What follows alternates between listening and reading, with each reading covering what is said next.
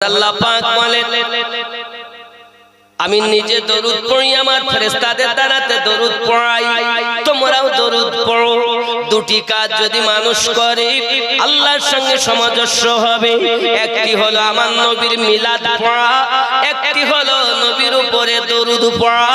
এই দুটি কাজ আল্লাহর সঙ্গে মানুষ সামঞ্জস্য। যদি বলেন হুজুর মিলাদ পড়া কি জায়েজ, আমি বলি বাবা আপনি জায়েজ কি না জায়েজ পরে শুনবেন, আগে শুনুন কোরআন মাজিদে মিলাদ আছে কিনা।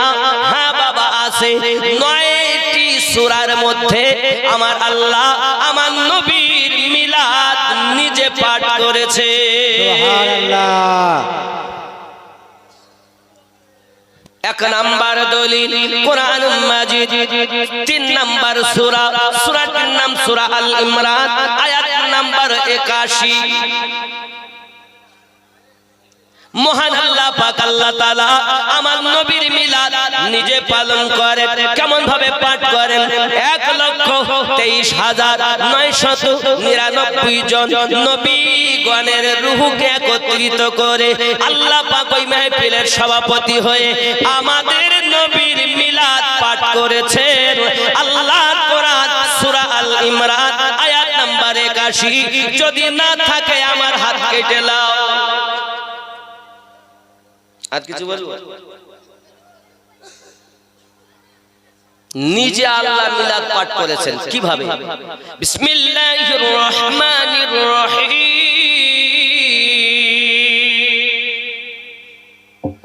ওয়া ইযা আখাযাল্লাহু মিসাকান নাবিয়্যিন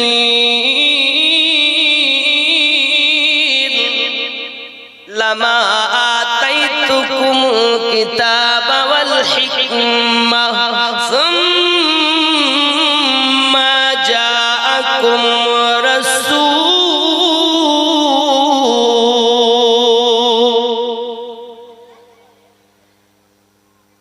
স্মরণ করুন ওই দিনের কথা যেদিন আল্লাহ নবীগণের কাছ থেকে স্বীকৃতি নিয়েছিলেন, যাদেরকে আল্লাহ কিতাব ও হিকমত দান করেছেন। কি স্বীকৃতি নিলেন? তোমাদের মাঝে আগমন করবেন রাসূল।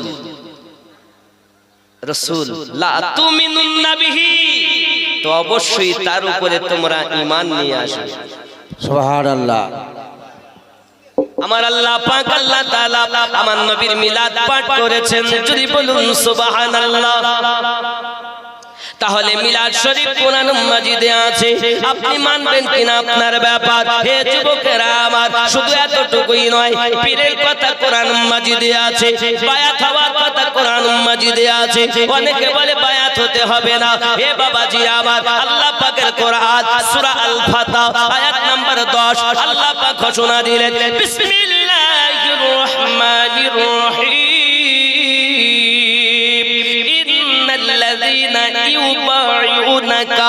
إنما يبايعون الله يد الله فوق أيديهم। এ বাবাজি আমার, আল্লাহ পাক নিশ্চয় ঘোষণা দিয়েছে, নিশ্চয় যে বাজাহারা নবী আপনার কাছে বায়াত গ্রহণ করেছে, তারা আমি আল্লাহর কাছে বায়াত গ্রহণ করেছে। আপনার হাতের উপরে আছে আমি আল্লাহ পাকের কুদরতি হাত। বোঝা গেল নবীর কাছে বায়াত হওয়া, আল্লাহর কাছে বায়াত হওয়া। আরো জোরে বলুন সুবহানাল্লাহ। আব্বাজি আমার সোনা মানিকেরা, তাহলে বোঝা গেল এই জগতের বুকে আমরা নামাজ শিখব ওয়াহাবীর কাছ থেকে নয়, আমরা নামাজ শিখব নবীর দুশমনের কাছ থেকে নয়, আমরা নামাজ শিখব আউলিয়াদের দুশমনের কাছ থেকে নয়, প্রেমিকের কাছ থেকে নামাজ শিখব নাকি? আমি এর জন্য মাঝে মাঝে বলি, কি বলি জানেন? নামাজ হইল না রে তোর, নামাজের নিলি না খবর। মন তুই ধরলি নামাজ, পড়লি নামাজ সারা জীবন ভোর। নামাজ হইল না রে তোর, নামাজের নিলি না খবর। মসজিদে আযান দিলে সব সবার আগে যাও। মসজিদেতে আজান হলে সবার আগে যাও। মসজিদ থেকে বাইরে এসে সুদের টাকা খাও। নামাজ হইল না রে তোর, নামাজের নিলি না খবর। মন তুই ধরলি নামাজ, পড়লি নামাজ সারা জীবন ভোর। নামাজ হইল না রে তোর। আছে না? মনে জাগবে নামাজ ধরলাম পড়লাম হইল না কেন? হবে কি করে? পায়জামা পাঞ্জাবি টুপি সবই তোমার সাদা। পায়জামা পাঞ্জাবি টুপি সবই তোমার সাদা। মনের ভিতর তিল পরিমাণ থাকলে তোমার কাদা। নামাজ হইল না রে তোর, নামাজের নিলি না খবর। মন তুই ধরলি নামাজ, পড়লি নামাজ সারা জীবন ভোর। নামাজ হইল না রে তোর, নামাজের নিলি না খবর। মন খারাপ হবে না? ধরলাম পড়লাম হইল না। আরো দেখুন নামাজের যা অবস্থা। হে নামাজের ভিতরে তোমায় মশায় কামড় দিলে, নামাজের ভিতরে তোমায় মশায় কামড় দিলে, মশা তুমি আগে মারো রুকু সিজদা ফেলে। নামাজ হইল না রে তোর, নামাজের নিলি না খবর। নামাজ পড়তে গেছে মশায় কামড় দিয়েছে, তা আগে মশায় নামাজ হচ্ছে না। তার মানে উপরটা পরিষ্কার, ভেতরটা ওই নামাজ আল্লাহ পায়।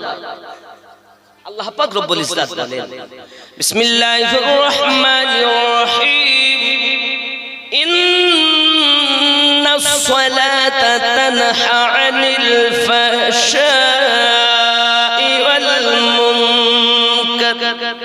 নিশ্চয় নামাজ বেহায়াই বুরি কর্ম থেকে, খারাপ কাজ থেকে মানুষকে বাঁচিয়ে রাখে। বেটা নামাজও পড়ে সুদ খায়, নামাজও পড়ে দাড়ি কাটে, নামাজও পড়ে আলো ঠেলে, নামাজও পড়ে আবার পরীর গীবাত করে। বুঝতে হবে বেটা ঠুকতে জানে, ভিতর পরিষ্কার করতে জানে না। ভিতর পরিষ্কার করেছে যারা, আল্লাহর ওলির কাছে বায়াত হয়েছে তারা। সুবহানাল্লাহ সুবহানাল্লাহ। সবার দ্বারাই হয় না, সব নামাজি ইমানদার নয়। আপনি হয়তো বলবেন হুজুর নামাজ পড়ে ইমানদার না? না, এই কোরআন শরীফের 49 নম্বর সূরা, সূরাটির নাম সূরা হুজুরাত, আয়াত নাম্বার 14 তে আল্লাহ স্পষ্ট করে দিয়েছে। আব্বাজি আমার সোনা মানিকেরা, মালিক বিন দিনার বড় আল্লাহওয়ালা ব্যক্তি, আল্লাহর ইবাদত বندگی করেন। উনি এমন ইবাদত বندگی করেন বাবা, উনি রাস্তায় চলে যাচ্ছেন। হে বাবাজি আমার, একজন ধনী ব্যক্তি আপনার কিনা কিছু লোক দেখলেন আপনার কিনা এসে এক জায়গাতে তাঁবুর ভিতরে মানুষেরা এসে পালা করে আপনার কিনা সবাই কান্নাকাটি করে আর বলে, বাবা তোমার এমন অবস্থা, আমরা তোমাকে কোনোভাবে বাঁচাতে পারলাম না। আব্বা আমার চলে গেল 400 লোক, আবার এলো 200, তারাও একই কথা বলে। আব্বা আমার তারপরে বাদশাহ এলো, সেও কান্নাকাটি করে। জিজ্ঞাসা করেন মালিক বিন দিনার তার বন্ধুর কাছে, কে এমন করে কেন কাঁদে? বলে শোনো, ইনি ছিলেন একজন রাজা, রোম দেশের বড় সম্রাট। এই রোম সম্রাটের একটি মাত্র পুত্র, শেষই আপনার মারা গিয়েছে, অসুখে মারা গিয়েছে। কত টাকা পয়সা তার রয়েছে, কিন্তু টাকার বিনিময়ে তাকে বাঁচাতে পারিনি, কবিরাজ এনে তাকে বাঁচাতে পারিনি, সব দিকে চেষ্টা করে বাঁচাতে পারিনি। আখিরাতে পাই দিয়েছে, এই জন্য তার পিতা কান্নাকাটি করে। মালিক বিন দিনার বলে, দুনিয়া যখন আমার কাজে লাগবে না, এই দুনিয়া যখন আমার পরীক্ষার স্থল, তাহলে আমি মালিক বিন দিনার আজ থেকে ওই রবের ইবাদত করব যে রব আমাকে মানুষ রূপে জগতে পাঠিয়েছে। মালিক বিন দিনারের জীবন পাল্টে গেল। যুবক আমার, গুনাহ আপনি যতই করেন না কেন, আপনি একবার সাজদা দিলে তওবা করে আল্লাহ maaf করে দিবেন। জানেন না বাবা, কখনকার জীবন পাল্টে যাবে। আল্লাহ পাকের একজন বন্ধু, যার নাম হলো ইব্রাহিম বিন আদম। বাবা আমার বালাক শহরের বাদশা আরামের বিছানাতে ঘুমাচ্ছেন, ছাদের উপরে আওয়াজ, খটমট আওয়াজ। কে তুমি ওখানে? আওয়াজ করো। বাদশা ঘুমায়, উপর থেকে আওয়াজ আসতেছে, আমি আমার একটা উটনি হারিয়েছি তাই খুঁজতেছি। সঙ্গে সঙ্গে বাদশা বলেন, উট কি আবার ছাদের উপরে পাওয়া যায়? উট তো জঙ্গলে, ময়দানে, দুনিয়ায়, জমিনে খুঁজতে হবে। ছাদের উপরে কি উট পাওয়া যায়? আওয়াজ আসতে চাই, ইব্রাহিম বিন আদম, আমি যদি উট ছাদের উপরে না পাই, আরামের বিছানায় কি কখনো আল্লাহ পাওয়া যায়? মালিক বিন দিনারের একটুকু কথা যখন কানে এসে গেল, জীবন পাল্টে গেল রে বাবা। একটি কথাতে বালকের সম্রাট ইব্রাহিম বিন আদমের জীবন বদলে দিয়েছে। এ যুবকেরা আমার, এই জন্য বলি, আল্লাহওয়ালাদের সংস্পর্শে যাবে, আল্লাহওয়ালাদের কথা শুনবে, আল্লাহওয়ালা তোমাকে উপদেশ দেবে। ওই উপদেশ মোতাবেক যদি জীবন গঠন করতে পারো, এহ জগতে লাভ হবে, পর জগতে লাভ হবে। কত বড় পাপী আপনি! একবার যদি সাজদা দিলে আপনি চিন্তা করে দেখেন, আপনার জীবন পাল্টাতে বাধ্য। বনি ইসরাইল কওমের মধ্যে একজন বড় জালিম ছিল, জালিম, বড় পাপী। এখনকার হিসাব করলে 50 থেকে 60 লক্ষ টাকা ও আইয়াশি করে উড়িয়ে দিত। নিত্য নতুন মহিলা সুন্দরী কিনে আনতো আর তাদের ভোগ বিলাসে উড়িয়ে দিত টাকা 50 থেকে 60 লক্ষ টাকার মতো প্রতিদিন। বিশাল ধনী। আব্বাজি আমার একদিনের ঘটনা, ওই আপনার বনি ইসরাইল কওমের ওই ব্যক্তি একটি মহিলাকে আপনার সুন্দরী দেখে খরিদ করে এনেছে, বাড়িতে আপনার কিনা রেখেছে। এই বেটা আপনার সাজসজ্জা করতে গিয়েছে। এখন ওই মহিলাটা চার মুখটা আপনার ঢাকা, চেহারাটা আপনার আবৃত করা। ওই মহিলাটি কান্না করতেছে। সঙ্গে সঙ্গে ওই ব্যক্তি এসে বলছে, কেন তুমি কাঁদো?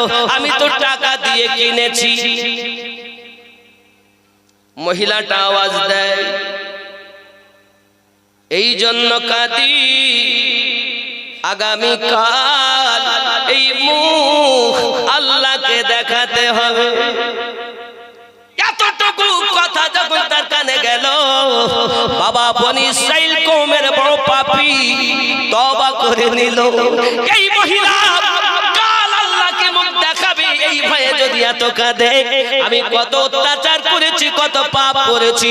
বনি ইসরাইল কওমের ওই ব্যক্তি নিজের গুনাহ থেকে পাপ না কিনা আপনার তওবা করে নিল।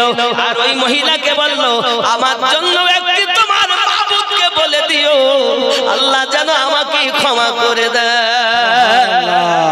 এই যুবকেরা, যতই দুনিয়ায় আপনি পাপ করেন না কেন, একবার আল্লাহর দিকে আপনি ঝুঁকে যান। আমার আল্লাহ পাক বলেন, বান্দারে বান্দিরে, তোর জীবনের গুনাহ মাফ করে দেব, আমি আল্লাহ তোকে বন্ধু বানিয়ে নেব। সুবহানাল্লাহ, সুবহানাল্লাহ। যুবকরে, কখনকার জীবন পাল্টে যাবে কেউ বলতে পারে না। কখনকার জীবন বদলে যাবে কেউ বলতে পারে না। এই জন্য বলি বাবা, আল্লাহ ওয়ালাদের কথা আপনারা শুনুন। হযরত মালিক বিন দিনার রাহমাতুল্লাহ আলাইহি, আল্লাহর প্রিয় বন্ধু, তিনি আপনার ইবাদতে মশগুল হয়ে গেলেন, রিয়াজাতে মশগুল হয়ে গেলেন। খাওয়ার দিকে কোনো খেয়াল ছিল না। রাতকে রাত, দিনকে দিন তিনি ইবাদত বندگی করতেন।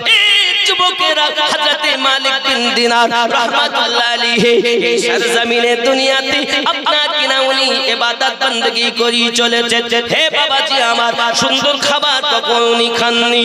আব্বা আমার না খাওয়ার পর মনের ভিতরে একবার আশা জাগলো, অনেকদিন তো গোশত খাওয়া হয়নি।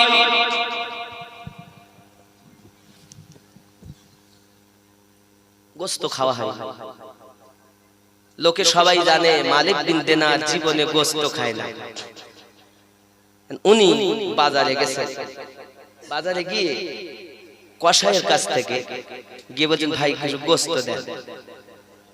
উনি বিনিময়ে দিয়ে গোশত কিনেছেন। দোকানদার কসাই বলছে, জীবনে তো গোশত খেতে দেখিনি, জীবনে দেখিনি। তা আজ যখন খরিদ করেছে তো দেখি দিনি, আমরা তো জানি গোস্ত খায় না। উনি একটা ছেলেকে বলেছে যা দেখ পাহারা দে, দেখ কি করে। মালিক বিন দিনার করলেন কি? মালিক বিন দিনার করলেন কি?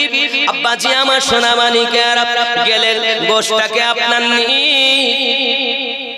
একটু নির্জনতায় গিয়ে আপনালে গিয়ে গোপন জায়গায় গিয়ে গোশগুলোকে আপনার কিনা রান্না বাড়া করে নিজে একটুখানি শুকলেন। শোকার পরে ওই গোশগুলোকে আপনার মিসকিনদের মাঝে বন্টন করে দিলেন। সুবহানাল্লাহ। মনটাকে ডেকে ডেকে বলল, আরে আমার মন, 1 বছর পর আজ আমি তোকে গোশ খাওয়াবো না, আমি তোকে শুনিয়ে দিলাম দুনিয়ায় শুনেই থাক, আল্লাহ পাক মরার পরে এত সুন্দর খাওয়াবে জীবনে ফুরাবে না। সুবহানাল্লাহ সুবহানাল্লাহ। হযরত মালিক বিন দিনার শুধু শুনলেন আর ফিরিয়ে দিলেন, আয় মনরে আজ এতটুকুই তুই সন্তুষ্ট হইয়া দাও। এজন্য আমার হুজুর ওয়াহারি রাহমাতুল্লাহ আলাইহি লিখেছেন কি আল্লাহর ওলি যারা মনের সঙ্গে যুদ্ধ করে তারা সুবহানাল্লাহ বলেন। সুবহানাল্লাহ সুবহানাল্লাহ। ওরে নবীর নায়েব নবীর পাশে দিবানিশি থাকে বসে রে, নবীর নায়েব নবীর পাশে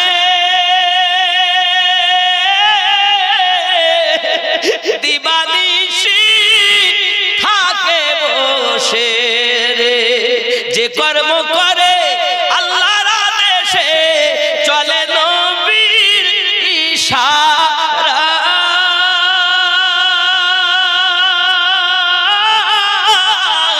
পীরের কাছে সবই পাবি পীর যদি কামেল হয়।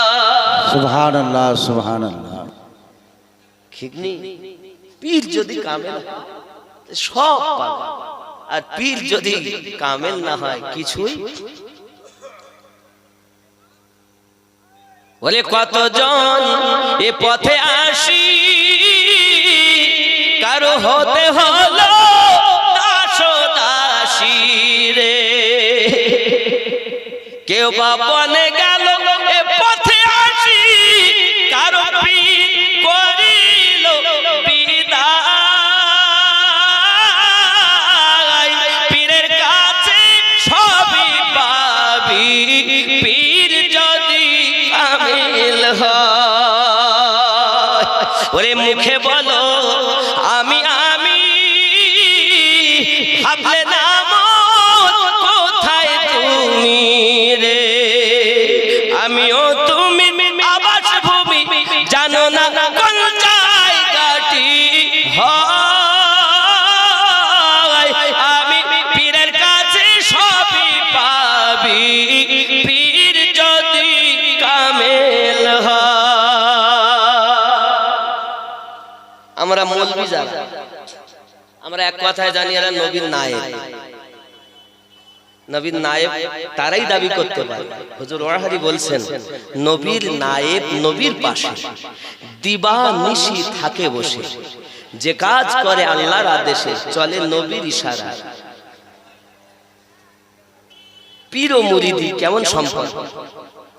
দুধে যেমন, ওরে যেমন দুধের সাথে পানি দিলে বাঁচা যায় না বাঁচতে গেলে রে, ওরে দুধের সাথে পানি দিলে বাঁচা যায় না বাঁচতে গেলে রে, অমনি এসো আমার দিলে থাকবো দুজনা। সুবহানাল্লাহ সুবহানাল্লাহ সুবহানাল্লাহ। কেউ কি আছে যে দুধে পানি দিয়ে দুধ আর পানি আবার আলাদা করবে? পীর ও মুর্শিদ। দেখুন মুরগি ডিম নিয়ে বসলে 21 দিন পর বাচ্চা ফুটে চিমচিম চিমচিম করে, আল্লাহর ওলিদের কাছে গেলে মানুষ আল্লাহ আল্লাহ করে। শর্ত দুটো জিনিস নিয়ে যাবে আল্লাহর ওলির দরবারে, অগাধ ভক্তি মানে বিশ্বাস, আর ওই দরবারে কুত্তার থেকে নিজেকে ছোট মনে করে যাবে। মুফতি হয়ে কোন ওলির দরবারে গিয়ে লাভ নেই, কারি হয়ে গিয়ে লাভ নেই, মুহাদ্দিস হয়ে গিয়ে লাভ নাই, তুমি কচু পাবে কচু। আল্লাহর ওলির দরবারে মুফতি হয়ে যাবে না, আলেম হয়ে যাবে, দরবারের কুত্তার থেকে নিকৃষ্ট যদি মনে করতে পারো তাহলে আল্লাহর ওলির দয়ার নজর প্রাপ্ত হবে। কথা বুঝতে পারছো? আর যদি তুমি যাও আমি মৌলভী সাহেব, আমি মুফতি সাহেব এসেছি, এজন্য বলা হয় এই পথ এমন, কেউ পারে না বুঝতে আমার ওয়াহারির খেলা, জোর করে বুঝতে গেলে তার ঘটে মরণ জ্বালা, কেউ পারে না বুঝতে আমার গৌস পাকের খেলা। খেয়াল করেন 36 বছর কারো জ্ঞান কি ফোটে না, 6 বছরের কালে আবার পায় যে 16 আনা, যার ইচ্ছা তারে দিয়ে মিলাই তৌহিদের মেলা, কেউ পারে না বুঝতে আমার খাজা পিয়ার খেলা, জোর করে বুঝতে গেলে তার ঘাটে মরণ জ্বালা, কেউ পারে না বুঝতে আমার পীর মুর্শিদের খেলা। উপযুক্ত যদি তুমি হও তোমাকে ডেকে নেবে, তুমি তো আসলে পথ ভোলা। আব্বাজি আমার সোনা মানিকের, মানিক বিন দিনারের ইবাদত বندگির কোনো তুলনা নাই বাবা। রাতকে রাত দিনকে দিন আল্লাহর ইবাদত বندگি করে কাটিয়ে দিয়েছেন। রাতের বেলা ইবাদত করতেন হযরত মালিক বিন দিনার, খাওয়া দাওয়া করতেন না বাবা। এক সপ্তাহ ধরে একবার তিনি রোজায় রয়েছে।